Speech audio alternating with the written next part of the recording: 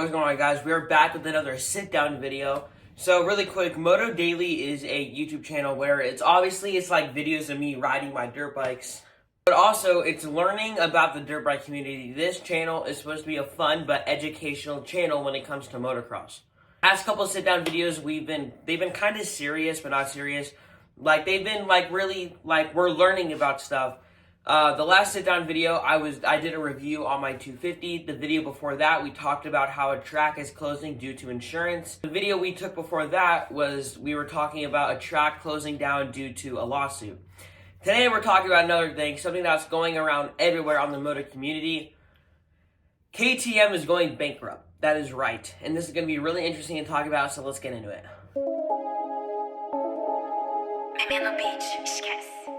So for those who don't know, yes, KTM is going bankrupt, and KTM will probably not be a thing anymore by the end of 2025. KTM is over $1.5 million in debt.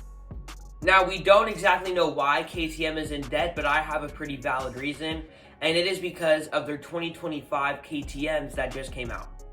KTM released their 2025 KTMs almost a year ago, and everyone hated them. They were horrible. KTM spent millions and millions and millions of dollars on those new 2025s, and barely anyone bought them. Honestly, I think that is the real reason why KTM is going into debt. Like I said, I don't really know the real reason. Obviously, I will do more research into it after this video gets posted, but I'll be telling you guys the information that I know and my take on this. Well, I'm not a fan of KTM, so me personally, I don't care that they're going bankrupt. But a lot of people will care, and this will affect thousands and thousands and thousands of people. Pro Supercross and pro motocross riders. There's a lot of Supercross riders out there that race for KTM, obviously. Two very popular riders being, for example, Aaron Plessinger or Chase Sexton that race for KTM. So when KTM goes bankrupt, and they stop making bikes, all of the KTM riders are not able to get brand new bikes. They will probably end up leaving and going to a different brand. Either that, or they can stay with KTM, but it's not factory KTM. Let me explain that. So if you guys want to go into Supercross or motocross, you don't need to be racing for Kawasaki. Technically, if you're of the skill and the age, I can take my 2008 KX250 into a Supercross or motocross race, and they'll let me race. I'm not racing for a company. I'm not racing for Kawasaki. I just ride Kawasaki. But with pros like Chase Sexton, Aaron Plessinger, and all the guys out there that ride KTMs, they're going to want to race for a company. We don't know if KTM is trying to find a quick solution to this, or if they're just saying there is no way we can pay off all of this debt, it's a done deal. So we don't know if they're trying, or we don't know if they just gave up right when they found out this is going to happen to us by the end of 2025, most likely. On a scale from 1 to 100, the chances of KTM actually rebuttaling from this, I would say, is about a 65 to 70%.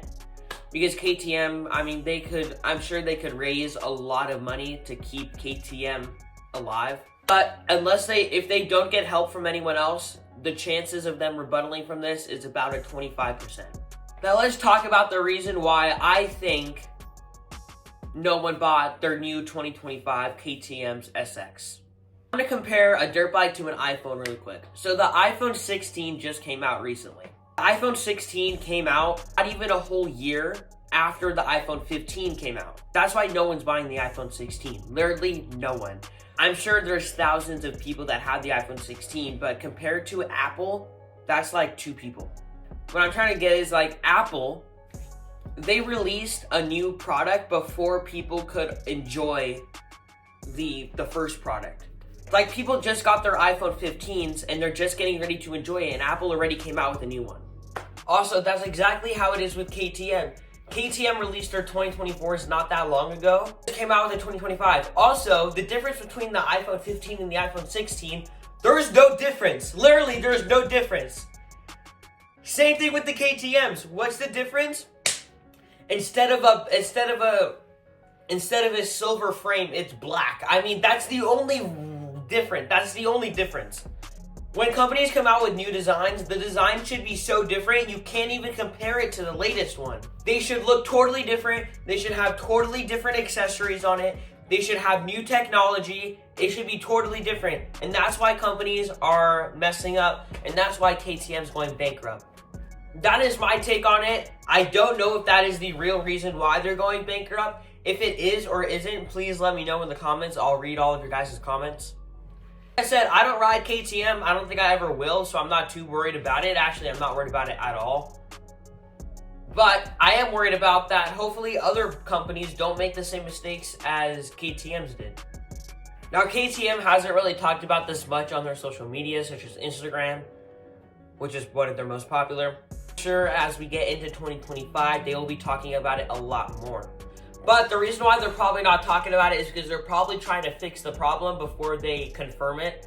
But we all know it's confirmed. KTM will probably, most likely, be gone by the end of the year 2025.